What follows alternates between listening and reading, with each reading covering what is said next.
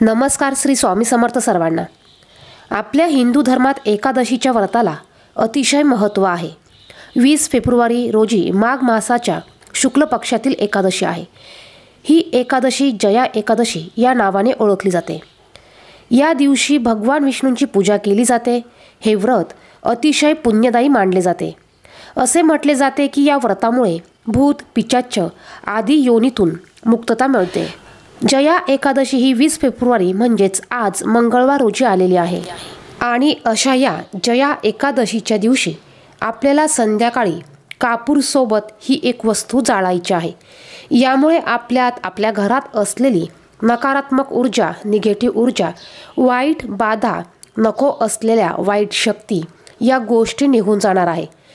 Negative ऊर्जा ही आपल्या घरामध्ये साठून राहत असते. ही निगेटिव्ह ऊर्जा कोणाच्या मार्फत आपल्या घरामध्ये प्रवेश करते आणि अशी ही साठलेली निगेटिव्ह ऊर्जा आपल्याला आपल्या घरात त्रास देत असते. यामुळे आपल्या घरात भांडणं होतात, वाद होतात, चिडचिडपणा वाढतो, मुलांचा हट्टीपणा वाढतो, मुलं अभ्यासात कमी होतात, मुलं ऐकत नाही, पतीची प्रगती थांबते, मुलांची नोकरीत व्यवसायात प्रगती थांबते, घराची देखील प्रगती थांबते. या सर्व गोष्टींसाठी आपल्याला एकादशीच्या दिवशी संध्याकाळी कापूरसोबत ही वस्तू जाळायची आहे. बघा, यामुळे तुमच्या घरात असलेली निगेटिव्ह ऊर्जा ही निघून जाणार आहे. वाईट शक्ती ह्या नष्ट होणार आहे. मुलांचा हट्टीपणा, चिडचिडपणा कमी होणार आहे आणि घराची, मुलांची प्रगती होणार आहे. असा हा इतका अत्यंत प्रभावी असा हा उपाय आपल्याला एकादशीच्या दिवशी संध्याकाळी करायचा आहे. निगेटिव्ह ऊर्जा ही आपल्या घरात साठून राहत असते आणि जर का तिला आपण बाहेर काढण्याचा प्रयत्न नाही केला तर ती अशीच आपल्या घरात साठत जाते आणि आपल्या घरातील वाद, भांडणे, कटकटी ह्या वाढत जातात. यामुळे अशी साठलेली निगेटिव्ह ऊर्जा अशा विशिष्ट तिथीला, अशा विशिष्ट दिवशी आपल्याला बाहेर काढायची असते आणि त्यासाठी हे छोटे मोठे उपाय आपल्याला करायचे आहे. एकादशी तिथी ही भगवान विष्णूंना समर्पित असते.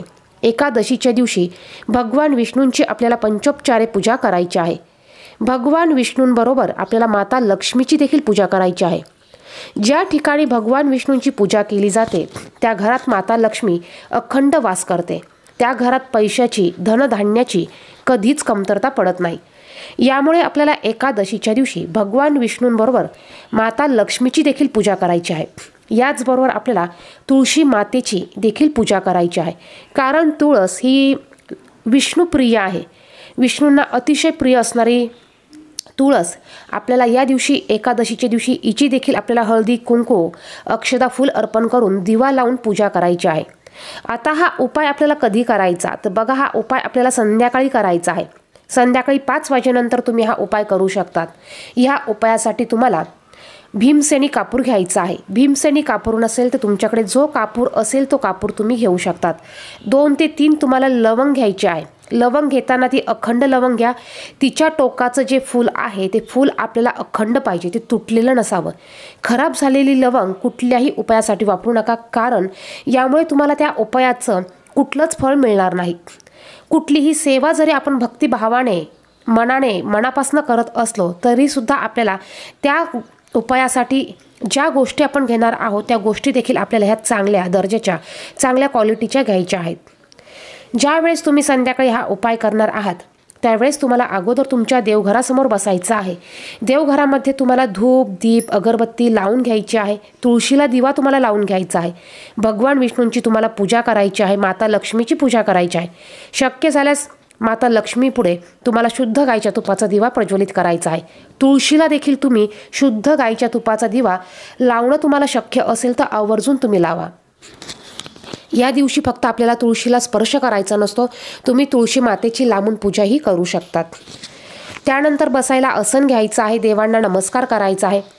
ज्याही गोष्टीसाठी तुम्ही ही सेवा करत असाल किंवा तुमच्या घराची, मुलांची प्रगती होऊ दे असं तुम्हाला प्रार्थना करून तुम्हाला हा उपाय करायचा आहे. या उपायासाठी तुम्ही एक पंती घेऊ शकतात, मातीची पंती घेऊ शकतात किंवा तुमच्याकडे कापूरदाणी असेल तर तुम्ही कापूरदाणी घेऊ शकतात. तुमच्याकडे जर का काहीही नसेल तर तुम्ही एक तामण घेतलं, ताट घेतलं तरी चालणार आहे. यामध्ये तुम्हाला शेणाची गौरी ठेवायची आहे. बघा, आता गौरी असेल तर तुम्ही ठेवा, नसेल तर नाही ठेवली तरी चालेल. गाईची गौरी तुम्हाला पाहिजे आहे ती ठेवा.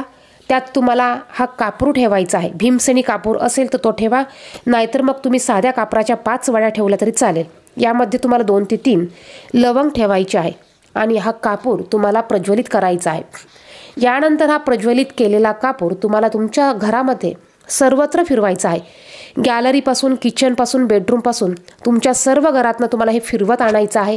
हे करत असताना तुम्हाला श्री स्वामी समर्थ किंवा ओम नमो भगवते वासुदेवाय या मंत्राचा सतत जप करायचा आहे आणि तुमच्या भावना सात्विक ठेवून, पॉझिटिव्ह ठेवून तुम्हाला हे तुमच्या घरातनं सर्वत्र फिरवायचं आहे। हा धूर तुमच्या घरात सर्वत्र तुम्हाला पसरवायचा आहे। यामुळे तुमच्या घरात असलेली, कानाकोपऱ्यात असलेली निगेटिव्ह ऊर्जा ही निघून जाईल। जर का वाईट शक्ती आलेली असेल, बाधा आलेली असेल तर ती देखील निघून जाईल। यानंतर हा कापूर तुम्हाला तुमच्या घराच्या बाहेर घेऊन जायचा आहे। तुमच्या मुख्य दरवाजामध्ये देखील तुम्हाला हा कापुराचा धूर पसरवायचा आहे। त्यानंतर दरवाजाच्या बाहेर जाऊन तुम्हाला हा कापूर दरवाजाच्या बाहेर ठेवायचा आहे। जोपर्यंत हा कापूर जळत आहे तोपर्यंत याला जळू द्यायचं। श्री स्वामी समर्थ किंवा ओम नमो भगवते वासुदेवाय नमः या मंत्राचा जप करत राहायचा।